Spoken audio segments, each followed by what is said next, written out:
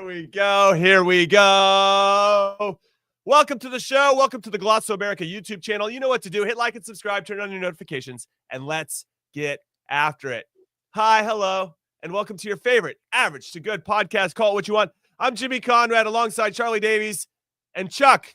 No Tony Miola once again. What a surprise. Oh, now we know who the guest is on the podcast, huh, Jimmy? He has moved into guest territory. He's guest mode. Maybe his big fingers hit a different type of button. He doesn't know actually. Maybe he's sitting behind the scenes. He just can't get his computer working because he can't figure out which button. Yeah, it's rebooting. No, it's rebooting. It's rebooting. That's right. We've had that excuse as well. Anyway, we love you, Big Tones, and he'll be back next week, and we look forward to having him back on the show. All right, so we have a big one to talk about. U.S. have some new opponents, some friendlies in September to get into. We're going to do, we have a special guest coming on, Drake Ramberg, who helps design kits for Nike for about 100 gajillion years and has some of the most iconic kits ever made. Super excited to talk to him. And we're going to get into who we think maybe we're going to tiptoe into this, Chuck, who might or should be, or who are locks for our 2026 World Cup team. It feels really early to do it, but we're a year out. And at some point you have to address it, right? Oh boy. Let's get into, I know, we got to save that. We're going to save that for later. It's a little tease. Okay. But let's get into these opponents, because Japan is one of these opponents that we're going to be playing against in September, and South Korea. Japan are currently ranked 15th in the world, and Korea are currently ranked 23rd. So I love these two opponents. I played against Japan once ahead of the 2006 World Cup, 3-2, with the San Francisco Giants play baseball. We played in that stadium, AT&T Park. That's what it was known at the time. It was a really cool experience playing in a baseball stadium.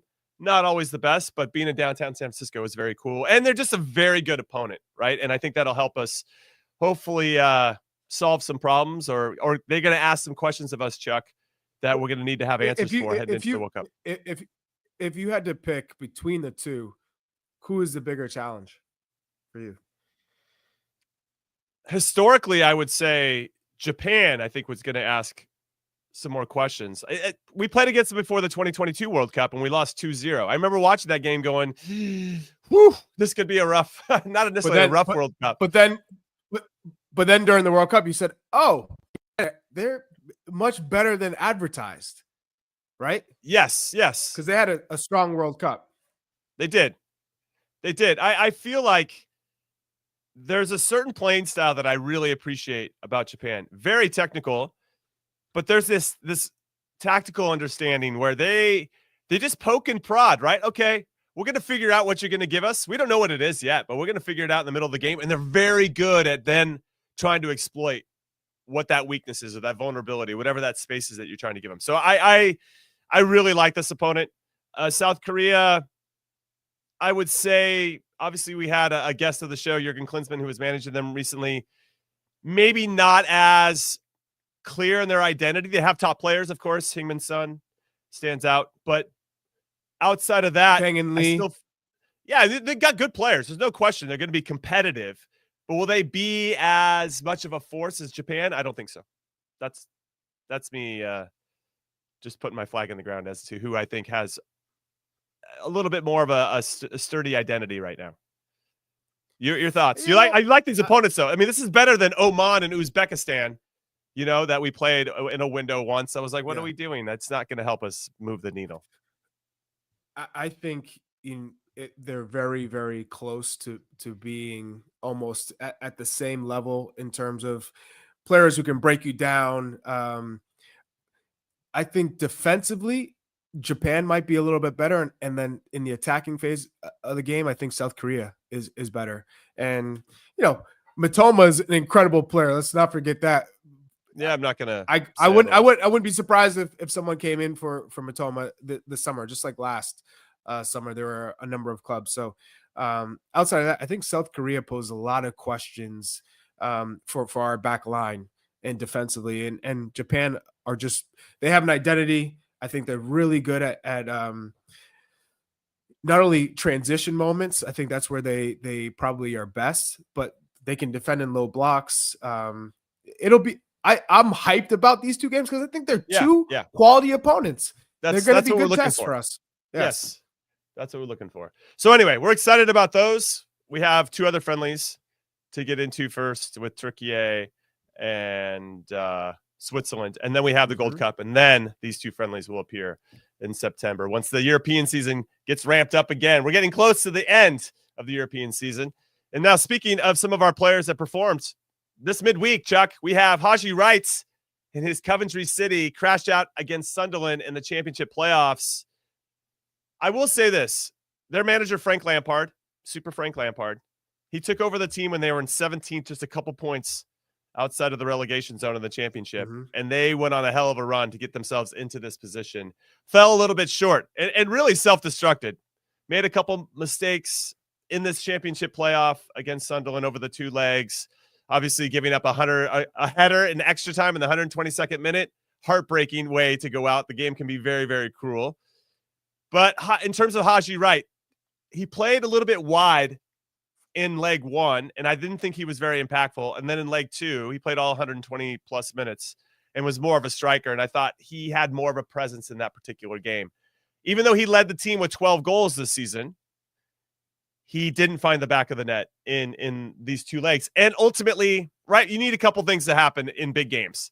One, you need your strikers to score goals, and you need your goalkeeper to make saves. And guess what? You also need your defenders to defend and your midfield to win the midfield and all that type of stuff. But it's really what happens in the boxes, right? In each box, the attacking box and the defensive box, that are going to determine whether you win or lose. Couldn't agree more with you. And also you got to put your shots on target, right? If you're an attacking player. So I think Haji Wright. I forgot he missed a great chance. He missed a header in the second leg. Yeah. Anyway, go ahead. Yeah. Yeah. I just got to think Haji Wright missed a crazy amount of games through injury. He came back, and I know he scored a hat trick, but he had missed so much time. So I just think he never got truly in a rhythm. And under a new manager too, and Frank Lampard, teams are changed, even if there's subtle changes.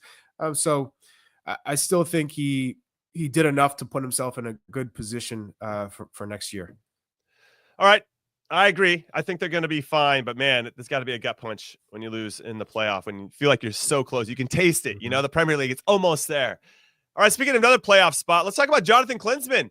He recorded a clean sheet in Cesena's 1-0 win versus Modena, and that allowed Cesena to clinch a playoff spot in Serie B. They're going to play Catanzaro on Saturday. Now, what's interesting about this, I hadn't really taken a deep dive on Serie B before, Chuck, but I learned a rule that they have in place that I kind of love, and I want to share it with everybody. So the top 2 in Serie B, automatic promotion to Serie A. Now, instead of going 3rd through 6th like we see in England, it's 3rd through 8th, okay?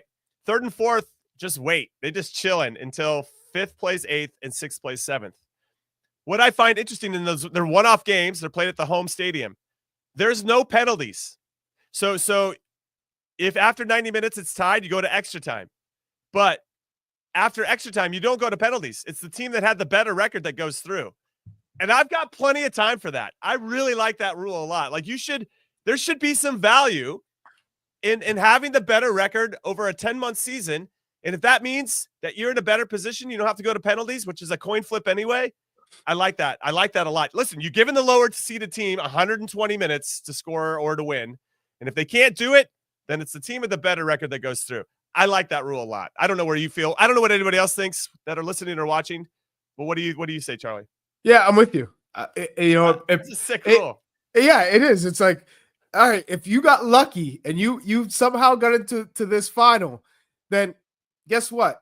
You better win, because if you end up pulling a draw and parking the bus, yeah, that's right. It's like it eliminates you to get through. It eliminates parking the bus. Like you have to, if you're the lower seeded team, you have to at some point stretch yourself out and go for it. Yeah, and I appreciate that. I want that rule to be adopted here. I really do. I think it would just change the dynamic of instead of playing for penalties. I think that's lame. Now that I've seen this rule, I like it. It's sitting with me, and I really appreciate it. Okay, moving on. Malik Tillman, dude, man of the match for PSV in their 4-1 win over Heracles. What's crazy is that PSV are now, Chuck, they are top of the table with one game left to go. Driver's seat. The driver's seat. Okay. I took a deep dive in this. Ajax, listen, they're collapsed. They've collapsed. I read on the Opta supercomputer stuff that they will go down in history as the biggest. It'll be the biggest collapse of any Europe's best leagues has ever seen. Okay, no side in the history of the top 6 European leagues, England, Italy, Spain, France, Germany, Netherlands, has ever thrown away a lead as big as 9 points with 5 games remaining, which is what Ajax has done. That is absolutely wild. That they listen, they had a 9-point lead with 5 games left to go. They needed only 7 points out of the remaining 15 available. And 2 wins and a draw against teams that aren't even that good. They were losing to teams bad Eredivisie teams and losing like 3-4-0 at home. Unacceptable. What a collapse. Capitulation. Yep. But PSV now in the driver's seat. What do you say? On the bright side. There is no bright side. Bright side for PSV. No bright side for Ajax. This is the bright side. If you're looking at the whole picture, they have taken massive steps forward from where this club was. They're also going to be in Champions League next year. You're talking Ajax or PSV? Ajax. Okay. PSV they're good. They're good. They're cruising. Yeah, they're good. They've been in making knockout stages in Champions League. They're good. I'm talking about Ajax. Talk about where they were, how they have fallen. Okay. It feels like they've gained some momentum, at least to say, okay, we did botch this league. We had the title in our hands. But on the bright side, we finished second, and we're going to be in Champions League next year, as opposed to, we were talking about relegation last year. I know. So yeah. It's just so hard when you have it. It's in your hands, and absolutely. You fumble the ball. Okay, so Chuck, we did our European team of the season recently on the show, and you didn't have Malik Tillman in it, and he had his first goal was a deflection against Heracles, but his second one was a chef's kiss bombasso, top corner, hit it from 22, 23 yards out. Amazing. And he had an assist in this game, which he created from some good pressure. Serginho Dest started, by the way, got an assist as well. Came out at halftime, though, so hopefully it's not injury-related, just resting and whatever it may be. But would you now with PSV winning the league, would that be enough for you to potentially put Malik Tillman back into your European team of the season or Americans Abroad team of the season? You know how? Yes, but for me, yes. For me, it's looking at the competition and the team that you're playing for, and how did you contribute? And I also think Timothy Weah has a really strong shot at making himself into the best 11 for the year of guys playing in Europe. But when you put it in those terms, Malik Tillman's had a hell of a year for PSV. He was out too with an injury. Yeah, 100%.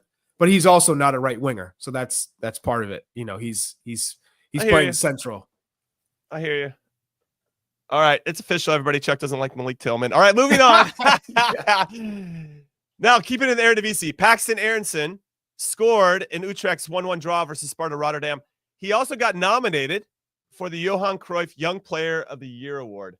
And so I was like, let's go see who else has won this award, Chuck. Okay, last season it was Johan Bakayoko from PSV. And then on the women's side, it was U.S. women's national team's teenage sensation, Lily Johannes. But going way back, when it first started back in 2002, 2003, the first ever winner of the Johan Cruyff Young Player of the Year award, Arjen Robben. Then Wesley Sneijder, Solomon Kalou, Klaas-Jan Huntelaar, which is just a name I like to say. Other names, Memphis Depay's on this list, Matthias de Ligt, Frankie de Jong, Ryan Gravenberch, Urian Timber, Xavi Simons. That's a pretty distinguished list of players that if Paxton can go on to win this one. I actually haven't seen who he's up against, but I just wanted to give him a shout out because he's had that type of season. We've been trying to let everybody know that Paxton's had a pretty good year with Utrecht and talk about a team that's kind of maybe punching above their weight. They've done a very good job to stay in the top 4 conversation in Holland. And now he's getting this type of recognition from his peers. So I think that's very cool. And just wanted to give him a shout out. I don't know if you wanted to add anything to that, Chuck. No, I think Paxton had an incredible season. That's, like I said, a dream scenario for a loan. You want to go to a club where you're going to play at a high level in a top division, and he made an impact. Now the question is he ready for Frankfurt? Frankfurt's a top team. They're most likely going to be in Champions League next year. So it is so really quick on him. Yeah. Given the success you just had on Utrecht, and given that Eintracht clearly are cruising without him, okay, you see what he's doing. You're like, okay, that's great. That means the loan is successful, as you mentioned. Do we bring him back, or do we let him marinate in the Eredivisie for one more year? You know what I mean? I wonder what the club's thinking, and I wonder what the player's thinking. I'm sure, obviously, the player wants to get back and prove himself as soon as possible, and I wonder if they even give him that opportunity, right? Or do they just say, hey, we're just going to keep you there? It seems like it's going well.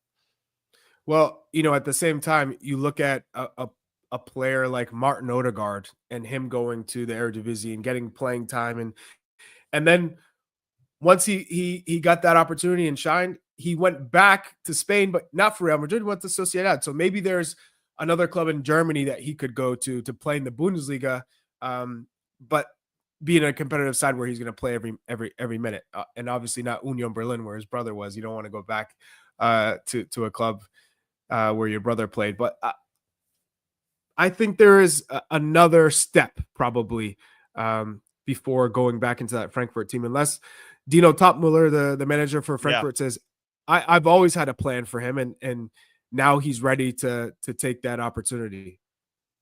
Yeah, very curious to see how that's going to unfold. Okay, we probably saved maybe the biggest result for last. We wanted to give this a couple extra minutes before we get into our break, but AC Milan had a chance, Chuck, in the Coppa Italia final against Bologna, a team that hadn't even been in the final of the Coppa Italia since 1999, hadn't won it since the mid-70s, who they just beat on Friday, 3-1. I know they were down 1-0, but they found their way back into the game. Christian had a goal and an assist. You're thinking, okay, the game goes to Rome, neutral sites, Milan, rich history, maybe not in the Coppa Italia. Last one they won was back in 2003, but they know how to win big games. They won the Super Coppa Italiana under Conceição, right? So it's okay. This group's going to be ready to go. And they lose 1-0. And there were some things that were very, very evident in this game. Christian Pulisic got subbed out maybe with like 5 minutes left to go. And I thought Bologna was excellent defensively. And they got the goal that they needed. Dan Ndoye got a very good goal. But I thought Bologna were the better team and executed on both sides of the ball. Got the results they needed. And congratulations to Bologna. That is a huge, huge result. Their owner, Joey Saputo, also owns CF Montreal and Montreal/Impact in MLS. So that's a huge, huge thing for that club and the city. So congratulations to them.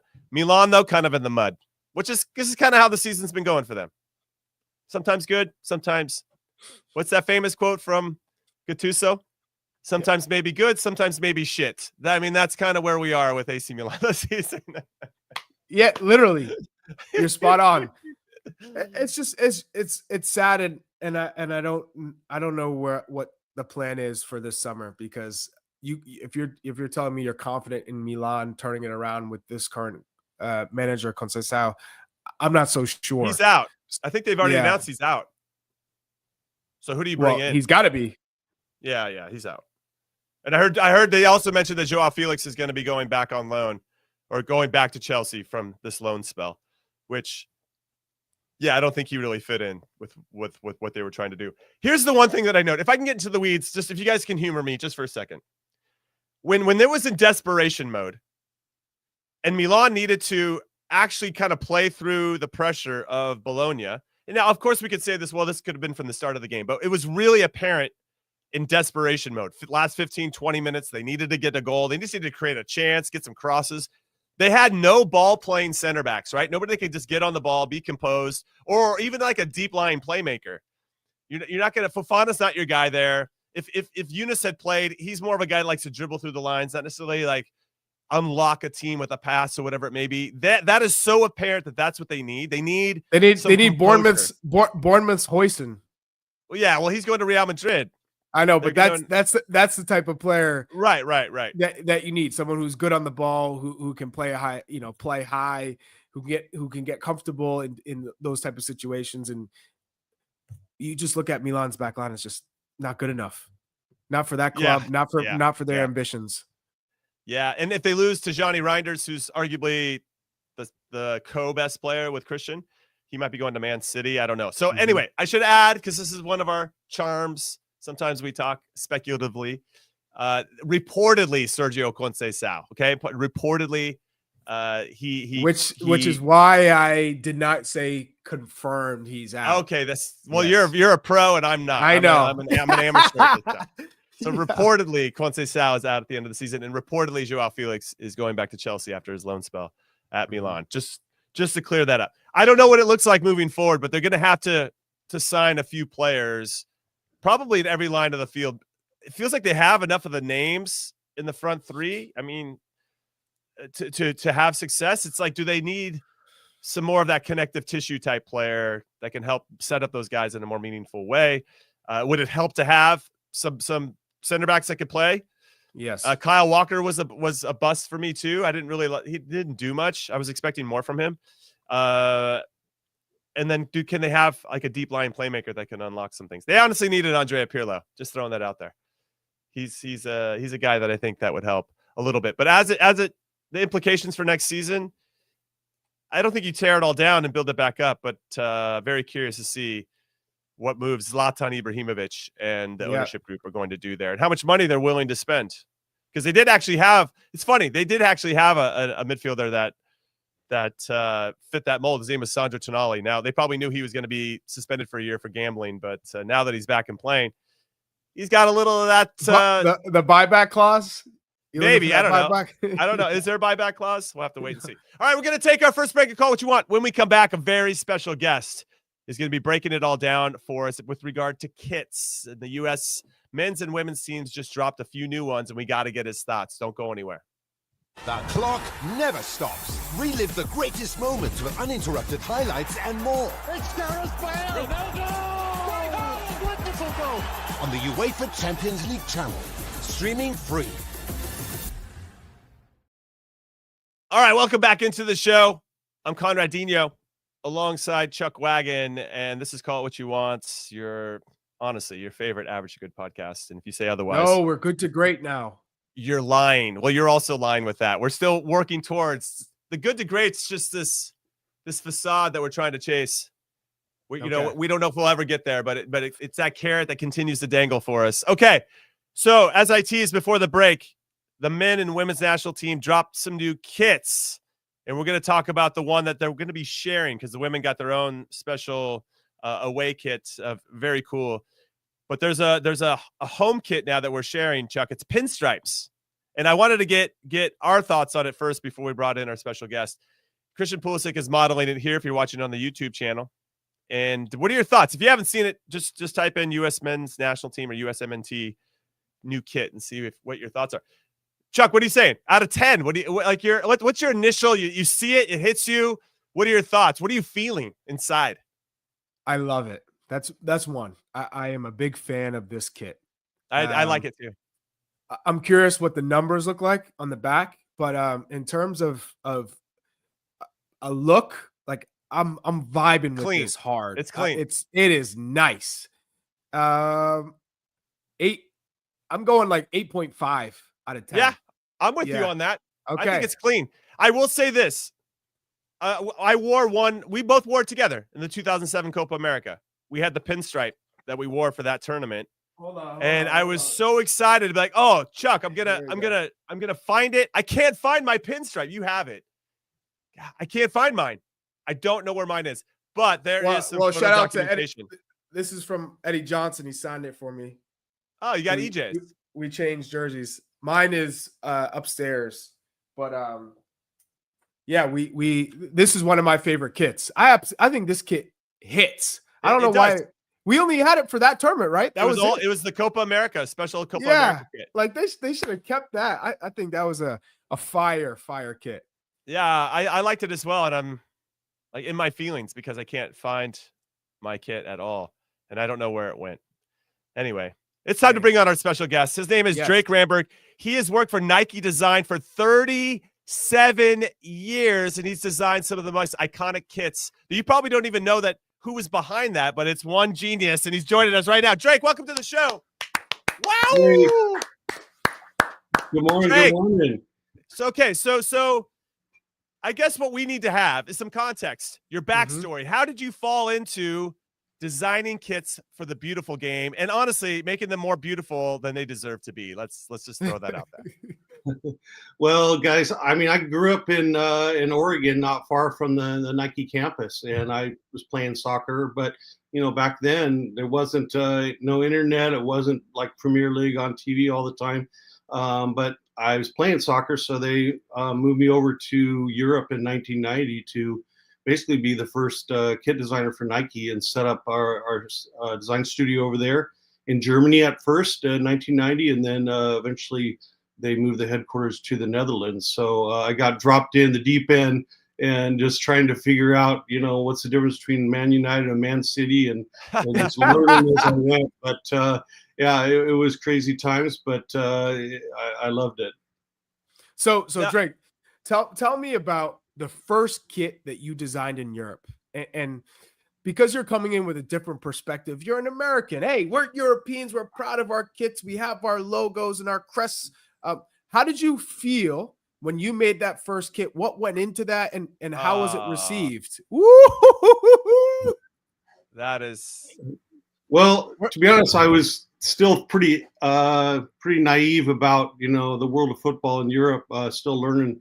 But what we had going for us is kind of a brash, kind of irreverent approach that Nike was going to bring to the world of football, right? Like what we've done with tennis and Challenge Court and ACG and Air Jordan and some of the other things that were popping at the time. And so we kind of had some momentum going in there. And but you got to figure out how to do a soccer jersey. It was kind of all new to me. But the approach is to get in there, visit the team, the club, go walk the grounds, go to the trophy rooms, talk to the players, talk to supporters, and leverage all the expertise you can, and then work with your teammates in the design team to figure out what's appropriate for them. Luckily, we had a great partner with Dortmund. They seem to be fine doing Volt yellow versus the classic yellow, and yeah, so it was basically they're all about bringing bold graphics onto their kit, and so it was a perfect match. So that was your first kit. That was the first one? That was the first one I worked on, yes. Wow. Yeah, that's incredible. Job well done. Yeah, what's interesting is I don't think we appreciate always as fans the feeling that you get when you see a kit that you love or the club that you're supporting, and you want that. You want to represent the club because you're just in love with the design, and obviously that one that you're holding up for Borussia Dortmund is super iconic, and people talk about it with reverence, which must be very heartwarming for you in some capacity, or the satisfaction you must derive from that, I hope, is immense because you've earned it.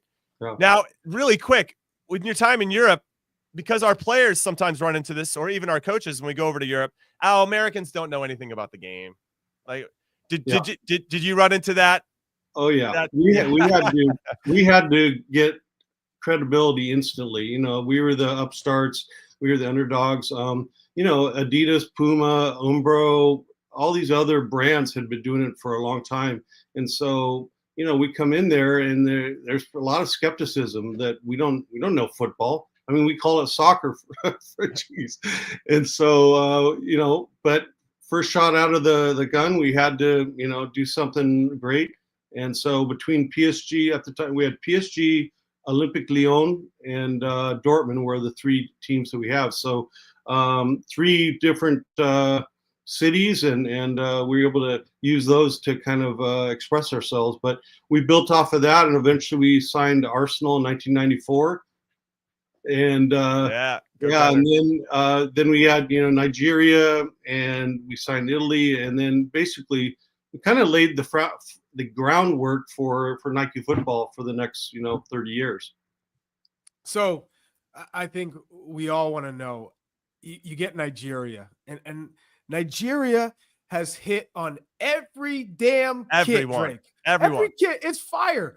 Fire. Why is Nigeria's kit the one that is always coveted? Like, what goes into those designs, Drake? Because it feels like they never miss. Oh, this is one of my favorites. This is the Olympics, 96. 96 Olympics, they won the gold medal. And, again, I think it was a great collaboration and a great connection between a brand and a club and a national team. Our Nike style and design approach and attitude was a great match for the style of play of the Nigerians. And so that Niger spirit from the very beginning. And again, I think they just weren't afraid of bold designs, bold graphics. To be honest, some national teams, they're really it's a hard assignment for a designer. I mean, if you're doing England, let's say their home kit, all right, it's going to be white and it's got to, you're not going to mess with a lot. And even the away kit, got to be careful. So definitely it was a great partnership with the national team. And we've had a lot of fun over the last basically 30 years with them. Yeah, Nigeria has been unbelievable. Can you walk us through how long it takes to create a new kit? So you can use Arsenal, you can use whatever club or national team you want to use as an example. Maybe they're different for those two entities. Like concept to production. Yeah. Like you're talking how many years out before that actually gets rolled out and you see people wearing them?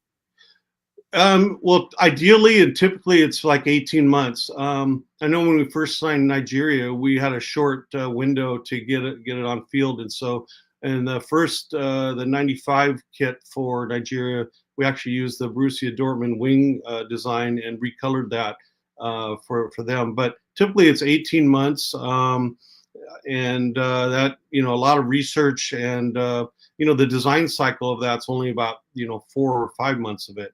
But especially with national teams, there's so many rounds of approvals, and then you get samples in and you bring it to the powers that be and get their feedback. And so that's usually how long it takes. So when was the first time you got an opportunity to work with a U.S. soccer kit? And if you're hitting these dimes, every production you're coming up with in Europe, when were they like, Drake, we need you back stateside. You need to help with these U.S. men's national team kits because we need something that's going to get the people going. Well, that's a sad part of the story is I never got to work on the USA team. And so, I was on this amazing ride in Europe till 96. And for whatever reason, how Nike was set up at the time, I think what was happening in Europe was a little bit of a blind spot. So when they brought me back in 96, they didn't assign me to the U.S. or to Brazil or any of those. They had a different team on it. And sorry, they missed out on Did you work on MLS clubs? No. And so it's kind of this weird little, I got assigned to team sports. I started working on the NFL, which was amazing. And I worked on college basketball. And so, they kind of just reassigned me to some US focus. But to this day, there's that little part of my career that I'm just like, why didn't they leverage all my experience on that? But, another group came in and did a fantastic job. But it is kind of weird anomaly in my career. So my question is this. You talked about England. We talk about Brazil. Yeah. Who else? You got the Dutch, Germans. I mean, they have Argentina. They have iconic kits that don't change much. And I wonder why we don't have that for the US. Like, why isn't for me, it might be the Waldo kit that's behind me. That would be our signature kit. That's the one. And I don't know, Jimmy. The 94 kit is pretty signature. The denim kit. I agree. But that felt like a very that feels nostalgic, right? I don't remember. It's recognizable, but I don't know if I've never put it on before. I don't know. The denim kit has its place in time. Sure? It feels very mid-90s. But the Waldo kit, I think, is something I could see us wearing in perpetuity. Yes. And so I wonder why we haven't done that. And it just feels like we're trying to maybe we lose a little identity because we don't stick to one. I don't know. Your thoughts on that? I'm totally there with you. I think that that is one thing that's missing with the USA kits is a standard look that goes. It has some different aspects to it and updates like with Argentina or Brazil, but it seems like every 4 years it's a whole different kind of direction or different look. I wish that they could land on a signature style that's very iconic. Yeah, I mean, red and white stripes, there's many ways to do it. I think the hoops was something they definitely hooped red and white shirt. You can do that all day long, and it's wearable. And then, you do an away kit that's got a different look or whatever. But Right. yeah, I think that's missing from the U.S. And I don't know why. I think it's just we're such a huge country, and there's a lot of different voices in the room. And so sometimes it just doesn't, we can't get through something that's that everybody's going to agree on. Yeah, that's true.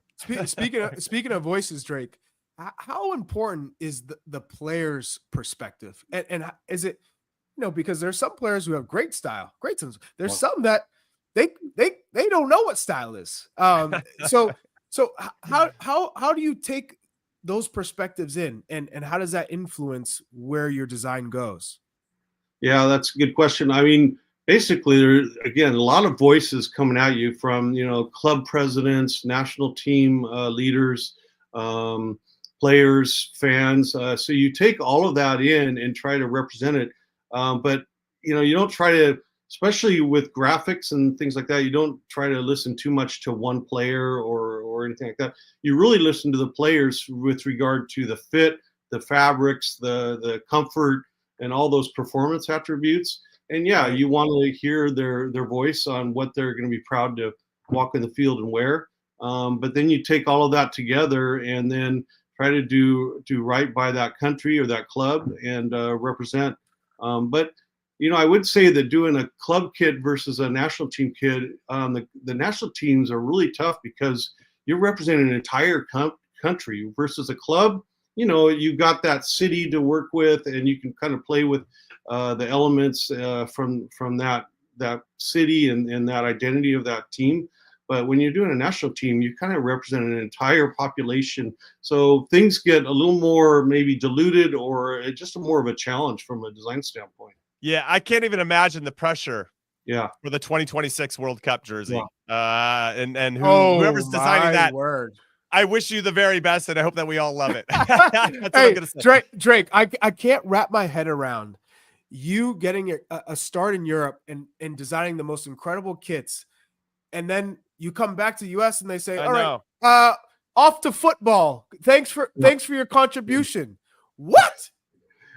Yeah, I'm not gonna, talk down about my former company, but there was just like a weird situation. I can't complain because I got so many amazing opportunities there, and I had I had like 10 different careers over 37 years there.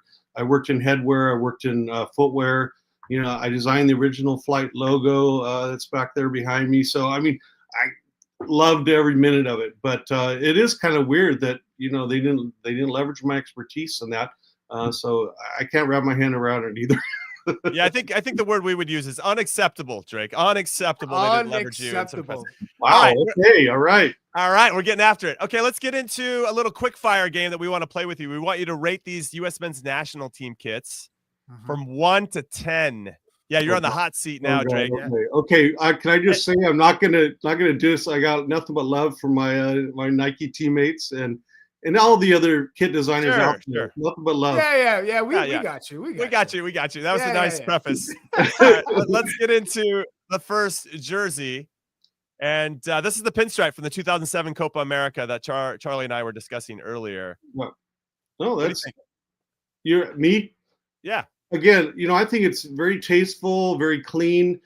Sometimes, I was likening it to, what would Calvin Klein do or Ralph Lauren do with a kit, something that's just very wearable. Part of it too is you got to think about the fans. What are they going to wear to the pub afterward? What's going to look good on the street? But I think this is a very tasteful jersey for sure. Yeah, we don't usually use that blue very often either. Where I feel like we go into navy. No, so I appreciate it. We got Jimmy, Ricardo Clark, Ben Olsen, Twellman, Bornstein, Johnson, Benny Fallheimer, and Marvell Wynn, and Justin Mapp. Shout out to Justin Mapp there. That was our starting 11 versus Argentina. And the keeper, I can't think of his name. Casey Keller. Casey Keller, University of Portland guy. That's right. Okay, we gave that one an 8.5 or 9 out of 10. Okay, now this is the 94 kit, the denim kits. Obviously, this very is a 10. iconic. This is a 10. if I hear anything less than a 10, I ain't having it, because this one hit. And when you saw it, it's like stars and stripes. Well, Yeah. America. You saw that, you went American. Yeah. That's the American team. Yeah. It's very challenging because it's easy to go over the top with any kit, but also anytime you use stars and stripes, it can just look like you're wearing a flag, which is kind of what they've done. But I think they did a nice balance there. And I know the new away kit that they just launched kind of harkens back to this style. Yeah, I think they nailed the brief there. So I would say 8.5. All right. I like the goalkeeper jersey too. Shout out to Big Towns. Oh yeah. They need to bring back those goalkeepers. I don't know about the socks. I think the socks were off a little bit in that one, but that's fair. This is the 2002 World Cup. This is my first youth national team jersey. So and we did really well in this tournament. I'm high on this. I'm gonna go with a 9. You're bringing emotion into it, which is part of the special. I'm going 9 of a jersey. A 9. Okay. 9. How about you, Drake? I'd give it a 5. I mean, to me, it could be, if you took the logo off, sorry, whoever designed it, but it could be almost any team. It's got the colors. As far as just it's a nice looking kit, but nothing about it goes USA to me. And I guess I'm all about more of a bold expression of that's country or city, I'm doing the Homer Simpson emoji right now, Drake, as you're speaking. No. Chuck, I think you're associating how you feel when you watch this team play in that jersey, right? I mean, that's an important part of this too. I'll see you for the next segment. Okay, yeah. Chuck's out. Oh man. All right. No, it looked like a training. If you strip everything away and the emotion around it, it does look like a training jersey. All right, here we go. This is the Confederations Cup. No, this is 2010 World Cup. 2010 World Cup. Yeah. I love the sash. I always think it looks strong when teams do it. Yeah. Okay. There we go. I've got one too. That I think that is a strong look. And again, you could argue, well, is it American? What is it about? It says USA. I think it's just the color combination. And a lot of times you can't see. Sometimes these have a knit tonal jacquard or a graphic that is. Some you only see at retail or at certain camera angles. So if it has like stars in the graphic or something, that would even bring it to that next level to me. Yeah, right. I'm gonna say this one's mid. This one is mid. I'm with you, Drake. This is like a 6.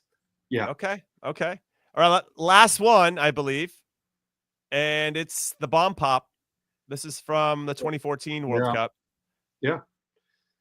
I mean, this one had lovers and haters. Yeah, it was called whatever, the bottle pop or the bomb pop. Yeah, after the ice cream. Cream. It's pretty iconic for sure. I'd say I'd give it a 7. Again, it does nothing about it, just screams USA to me. I see. Yeah. All right, I like that. I like where we're going with this. Actually, producer Des, can we get one more? Can we talk about the pinstripe that we just revealed? Can you throw Christian Pulisic slouching in a chair for us, looking cool? Because I want you to talk about the New Jersey as well that we saw, Drake. The new star, not the star one. That's the women's national teams. The Navy one with the pinstripes. That doesn't actually have any white on it, which I thought was interesting. Again, I think that's a really tasteful jersey. Like you guys are saying, want to see how the numbers are. And also rating a kit, you want to see the whole ensemble, the shorts, the socks, to really kind of get the full picture. But yeah, it's beautiful. It's tasteful. It's nice. You bring in the stripes. And again, there's ways to do stripes that can be kind of over the top. But this is a very wearable jersey, so I like it. Yeah. In terms of streetwear, I think it'll look good on the streets. Super wearable on the street. Yeah. But in terms of kits that hit, like I said, that 94 kit there, that one stood out for the whole world to see. You saw that, you went, that's America. That one hits hard. I love the red shorts too that go with it. Them things pop. I just think they went wrong with the socks. Why didn't they go white socks there? You got red, white, and blue. Sometimes you take your eye off the ball and don't finish the look all the way down. They said, all right, we're good after the shorts. We hit it, guys. Yeah, exactly. I can't wait to see what the 2026 World Cup kit looks like because, again, that's going to be a lot of pressure. And I assume it's going to maybe have some nods to 94, or at least we hope that it does. Drake Ramberg, thank you so much for your time. Thank you for all the incredible work that you've done throughout your career. You've made some kits that have made the world a better place. There's no question. I have one last question, Drake. Of the kits that you've made, what's the player that I guess you would say you were most who wore it the best? Yeah, like that you were most proud of seeing them in your design. Well, the one you're wearing there, Charlie, with Dennis Bergkamp with the Arsenal. I mean, he was my favorite player when he showed up in Highbury. I mean, the rest is history. And then, he's had a great partnership with Ian Wright. Then he's partnering with Henri, down the road. So, him and that kit, there we go. And the home kit that we worked on with the Lightning Bolt, beautiful. So, yeah, boy, Dez is on it there with the imagery. Good job. He's got it down. So did you get to meet Dennis Bergkamp, Drake? No, unfortunately I did not. And I think he might have been a Puma athlete too. So I think that made things a little more complicated. Well, Drake, again, thank you so much for your time. Thank you for all your incredible work. Yes. And we look forward to having you back on the show once the 2026 World Cup kit drops, because we want to get your input for sure. 100%. Drake Ramberg, everybody. Thank you, guys. Appreciate it. All right, we're taking our next break. When we come back, we're going to get into our roster conversation. Don't go anywhere.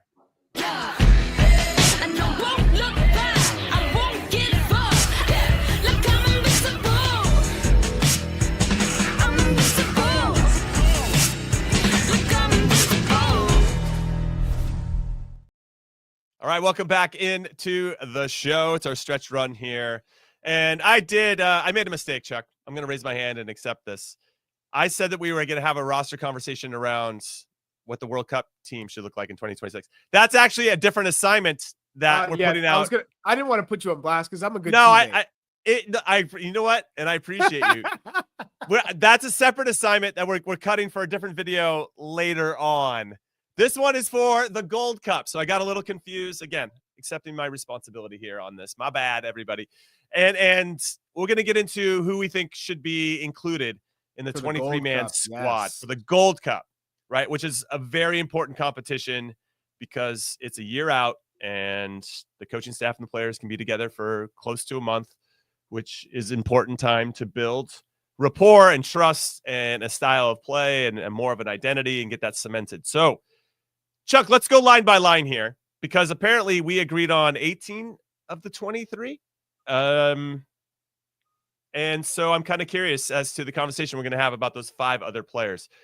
But let's start with the players in goal that we completely agreed on. And there's 2 names that we agreed upon, Matt Turner and Zach Steffen. So I wonder who your third goalkeeper was. We had to pick 3 and so 23 man. So 3 goalkeepers, 20 field players. Yeah. Matt, I'm still this is an area of concern, a big area of concern for us. You're still putting it lightly, Jimmy. You're putting it lightly. It is almost inconceivable how we are in this position where our starting keeper is not a starter, is not playing.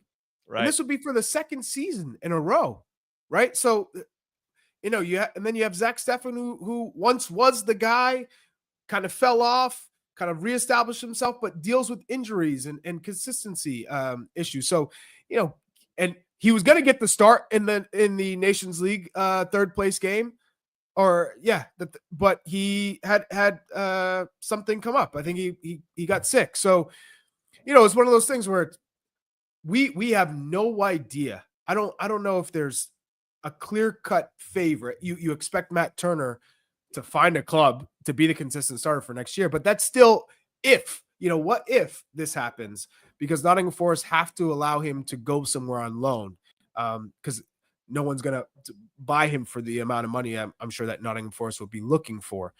So that's where we are, unfortunately, Jimmy. And so I looked at the other options, and we have Patrick Schulte, we have Ethan Horvath, and we have Diego Cochin, who hasn't played and is still playing in he's young with Barcelona B. So with that being said, I went Jonathan Klinsmann. because he's playing, and they're going to be in the playoff battle in Serie B, potentially, get into Serie A, who knows?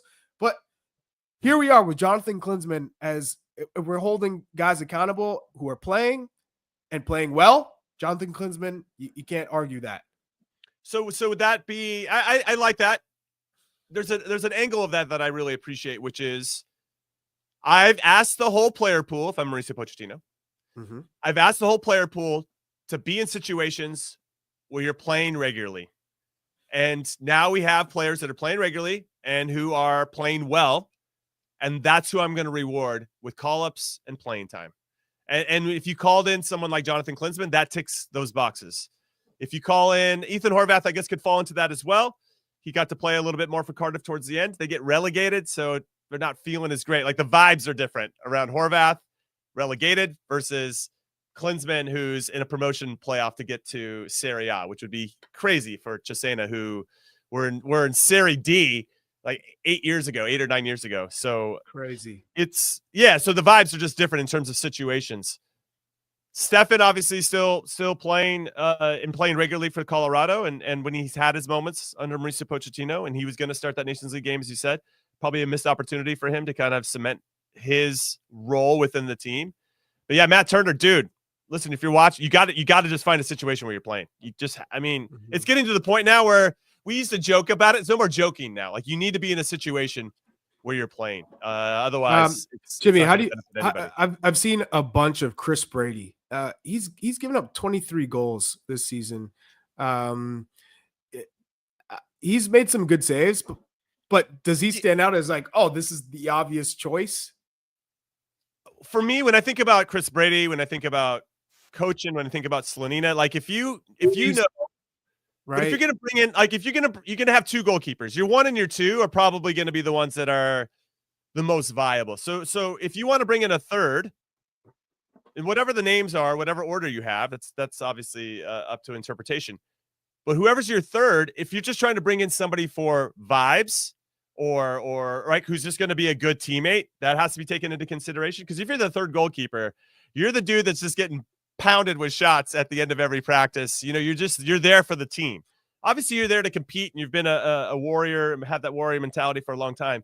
But you have to kind of figure out how you fit. Or you're bringing in someone who's young and you just want to get them experience, right? That's what we did to blood Tim Howard into the team. I was around when that was happening with Tim Howard, and we all knew it was going to be Tim Howard one day. It wasn't even a question. But you had Friedel, you had Keller, you had these other guys that were monsters in front of him, and so it was just going to be a matter of time, and he had to be patient. And then he got his opportunity, and obviously he ran with it. Is that an opportunity at the Gold Cup? Is this the time that we want to do that, Chuck? That's ultimately the big question. My guess is no. Why not bring in three goalkeepers? Because it's so undecided, that can all compete for that top job, and may the best man win. That's where I am right now with this Gold Cup. After the World Cup, 27, where you have the start of a cycle, that's where I think you can start to give the younger players or younger goalkeepers more opportunities. Yeah, cool. Yeah. So who did you have? I had coaching because I was kind of thinking from a young player perspective, but now I've just talked myself out of it, and I think Jonathan Quinn's a great pick. Yeah. All right, let's move into defenders. This is who we got. Jedi Robinson, to the surprise of no one.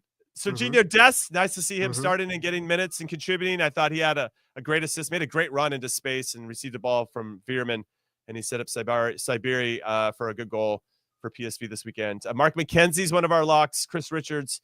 And Austin Trusty. Why I have Austin Trusty, I'll go first as our resident defender. I know that Cameron Carter-Vickers got into the Scottish Premiership team of the season and all that, but Austin Trusty, for me, has grown into his role, being trusted more and more by his manager, Brendan Rodgers.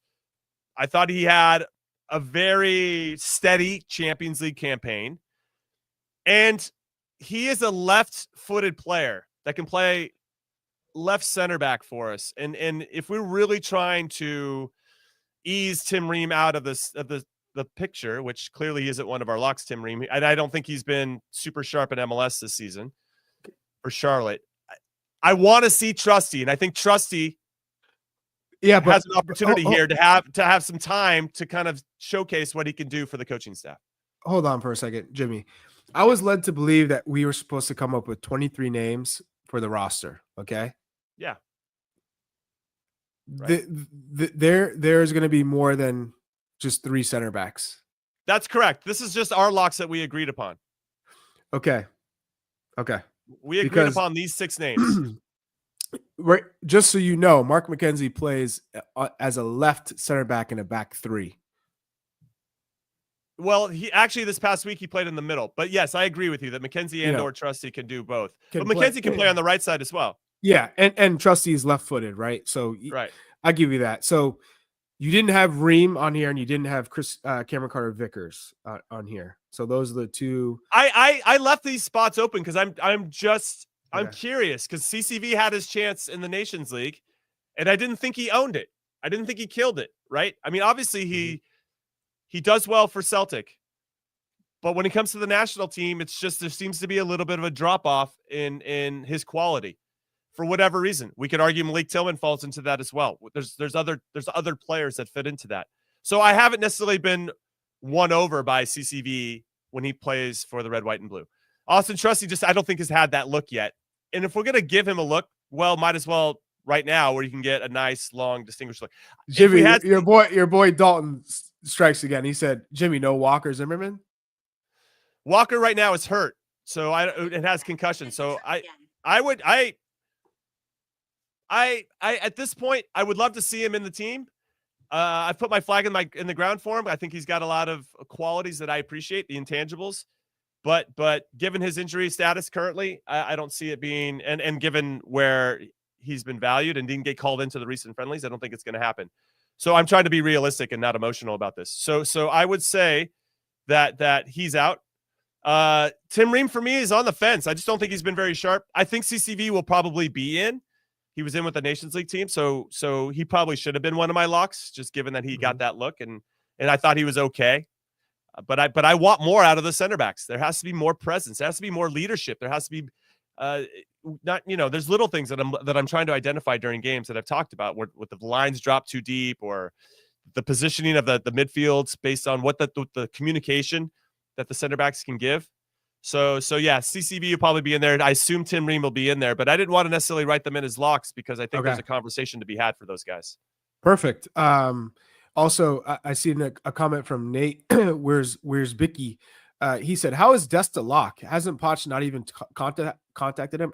From what I understand, Poch isn't contacting anybody. If there's somebody who needs to be connected with, it is someone on his staff, an assistant coach. Aguchi Onyewu, like there are other people within U.S. Soccer that would contact the player, not Pochettino. So yeah, which must be a sea change for the guys, right? Because Berhalter was their buddy, and now Pochettino's trying to create a little bit of a gap between him and the player pool, and allowing most of the communications to happen through the coaching staff. And the same thing would have been the case of Jesse Marsh. Like he's having constant contact, and I think Mauricio Pochettino, everyone has their different approach. I think he doesn't want guys to feel comfortable or settled, or that they've, and so that might be the point that he's trying to make is don't think we're going to talk. You don't know if you're coming in. You don't know where you stand. And maybe the assistant coach connects with you here and there, but ultimately don't feel comfortable. This is a national team. Is what can you do for me now? So I'm not going to argue with that approach. We'll see what happens. And you got to obviously get the most out of your players at the same time. It is the national team. So you expect, hey, this isn't club. This is an absolute privilege to get called into the national team. I don't have to motivate you. You should have to be motivated for yourself. And yeah, my job is to put the best guys on the pitch to win games and give you some ideas. Maybe, it's not tactic heavy, but we got to have some tactics and a strategy. But ultimately, hey, you better come with the heat, because if you don't, next guy's up. And the only reason Des wasn't a lock, or maybe doesn't feel like one for some people, he's just been hurt. And had he been healthy, he would have been a lock for sure. Like there would be not even a question. So, all right. Those are kind of the two biggest areas I think of concern for the team overall is goalkeeper and center back, and maybe some depth on our outside back pieces. But let's get into midfield, where we only had 4 names that we that we thought for sure were going to come in that we agreed upon. Tyler Adams, Johnny Cardoso, Tanner Tessman, and Yunus Musa. Now this is more central midfield, so not tens. And keep in mind too that Weston McKennie and Tim Weah and Gio Reyna are potentially missing out for the Club World Cup. And then if any Alejandro Zendejas fans out there you think he should be in the team, Club America, if they beat LAFC, will also be in the Club World Cup, so he would be not available for this tournament. So these are our four central midfield locks. I guess other names here would be Paxton Aronson, who we talked about a little bit earlier. Jack McGlynn. Jack McGlynn would fall into this. Brendan Aronson. Busio. I had him more as a 10. Okay. Busio. Busio would be another one. Yeah. So, yeah. Okay. And then, as I mentioned, the Club World Cup falls. So that just keep in mind, if anybody's hitting the keyboard or going to hit us up later saying, well, where's McKennie and where's Weah? It's because of Club World Cup. Gio Reyna. So we're not even we didn't factor those names into the conversation. So those were our four kind of central midfields names. And I think the Yunus Musa is the one that's probably has the most work to do. Yeah. I think Tessman and Cardoso have kind of fit into or are pieces of the puzzle for Pochettino where he has a spot for them. Doesn't necessarily mean they'll start. They could have Weston there as well, but I think Yunus is the one that's got a lot more work to do to try to break into the team in a more meaningful way. All right, let's get into kind of our attacking players. There's a bigger swath of names here. Christian Pulisic, obviously easy lock. Malik Tillman, we both agreed upon that. Diego Luna is a lock. Flo Balogun, Haji Wright, Josh Sargent are our locks. I actually can't even remember my other names, but we're missing quite a few people here. Who did I have? I had Brendan Aronson in my team. I thought he would be in. That was the one where there's just something that he provides. And I think you and I both see him, Chuck, as someone that is more of a super sub, can come on with maybe 15, 20 minutes left and change the energy, change the tempo, for whatever we may need. And it's just going to run his ass off, right? And I think you need someone like that in your team. I don't know if he's an out-and-out starter, maybe a spot starter based on the opponent, but ultimately I think you and I see him as a spark plug off the bench. Yeah, this is tough because I've seen a lot of, where's Brian White? He's killing it in MLS. Well, if you look at the metrics with Brian White, in terms of expected goals or dribbles completed, runs, to create space and how often is he facilitating? Because if you're asking R9, knowing how our team plays now, to just sit in the box and score goals, they're on an island. They're on an absolute island. So I'm not so sure if Pochettino is looking at Brian White and Patrick Agyemang, that he would go with Brian White, even if Brian White's scoring goals at the rate he is, because Patrick Agyemang maybe just gives the U.S. men's national team a little bit more, and he's scored in every chance that he's gotten, every opportunity, right? So Patrick Agyemang, I think under Mauricio Pochettino, you go, oh, there's a lot of potential here, and he knows he's still a work in progress, and Pochettino knows I got to keep pushing him to get him better, to have him play quicker, to have him have a better understanding at the international level, how he can continue to grow. But if you're picking between those two, who gives you a little bit more with this particular group? I think Patrick Agyemang does. There's also a player that I think maybe deserves a look in that number 10 role with this group, and that's Georgi Mihailovic, given how he's played with Colorado Rapids in that 10 spot. If we're talking about, we don't have many 10s, who can play 10, who's playing well in MLS, he's played in, he's had a little stint in Europe, maybe it's a chance to bring him in and see what he can do in that 10 role. But that's just if we're talking about bringing in some MLS players and people who haven't had a chance as of late. Yeah, when I think about your conversation with regard to the nines, when you look at Agyemang, when you look at Brian White, when you look at, Brandon Vasquez, maybe Daryl DK gets back in the conversation if he can remain healthy, obviously, and demonstrate that he can remain not healthy. For Gold Cup. Not for Gold Cup, but just kind of moving forward. Like how do those profiles of those particular guys fit in with everybody else? Because it gets to the point where, like, okay, if Sargent and someone else have the same profile, Ricardo Pepi will eventually come back into the picture. You obviously want some contrast and who you can select. Like, okay, this guy's going to provide this. And I think Ajimang probably stands out a little bit more due to his size. He's a big kid. So that provides something a little bit different than Flo and Josh. And so whereas Brian White's more of a fox in the box, right? So do you want somebody that, if you're going to get a lot of service in a particular game, maybe he's the guy that you want to kind of get in and around. It's just, yeah, it's going to be interesting, the choices. And that's what we're here for. We're here to talk about it and to dissect it. Yeah, because just think of players who have had, tried to unlock defenses in Major League Soccer. When I think of metrics that I look at, when I'm doing analysis, I'm thinking, okay, outside of your shots and shots on goal and, goals scored, I always like to look at key passes. I think key passes is a great indicator of how is a player looking at the game? Through ball, how many through balls have they played? Passes into the final third, are they constantly looking to get forward? Shot creating actions. It's another one that I look at. Successful take-ons.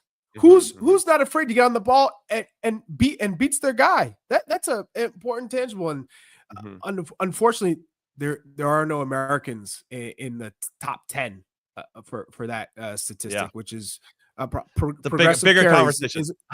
is another one, right? Carries yeah. into the 18.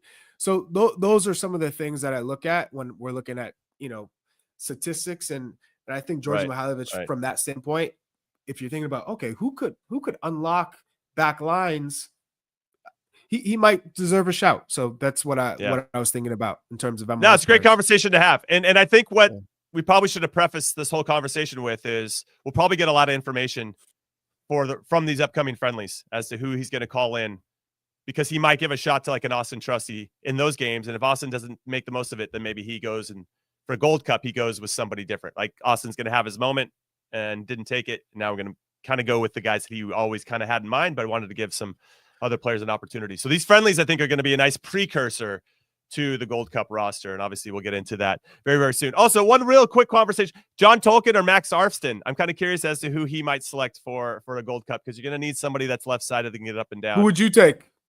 I take Arfston right now, to be honest. Yeah, Johnny Tolkien. I will say he hits a very good set piece. So there's something about that I appreciate about John Tolkien. And obviously he just went through the became better throughout that experience. We'll see. Also, one more thing. Crystal Palace play Man City this weekend. Chris Richards, FA Cup final, 8:30 a.m. Eastern on Saturday morning. Make some time for it. Can Chris Richards and Palace win their first trophy? Come on. I don't know how long. I'm excited for him. But Man City, if they get going, could be a really, really long game. But I'm looking forward to watching it. We really wish Chris Richards all the best and everybody there at Palace, because that would be a very cool moment for that club. Very similar to what we saw in the Coppa Italia final with Bologna beating AC Milan. I just think it would have that type of magnitude and would really resonate for those fans, for like a generation of fans that have never seen their club ever win anything. So I think that would be awesome. Anyways, great show. If you are Crystal Palace and you watch them play Southampton for a 0-0 draw, that has to give you a big confidence boost, because it does. Yes, Manchester City have turned it around a little bit, but they're not quite the Man City that we've seen over the past 4 or 5 seasons. No, there's no question. They're definitely not the same, but you feel like they're one of the few teams in the world that can hit a switch and then all of a sudden drop 5 on you, and you're like, wait, what just happened? And I just hope that doesn't happen in that FA Cup final. All right, that's it. I'm calling the show. Thank you again to Drake Ramberg for coming on and talking to us. What an icon that guy is with all the jerseys he's made. You probably don't even know how many jerseys that he's come up with. Chuck is cosplaying right now with his former career with all the jerseys he has. Oh, the Tampa Bay Mutiny one is sick. I like that one, Chuck. And thank you, as always, to everybody behind the scenes for helping us out. Producer Des, Brad, Ivis, Big Tones. We'll see you next week. And also, we should mention, me and Chuck are not going to be on the show. We're both heading to Belfast because we're in the UEFA coaching course. So it'll be Benny Feilheiber and Tony Miola holding it down next week. That should be a lot of fun. And we'll check in if we can. But we're going to go get better and smarter. That's at least the hope and the plan. We'll see you guys next week. Later. Later.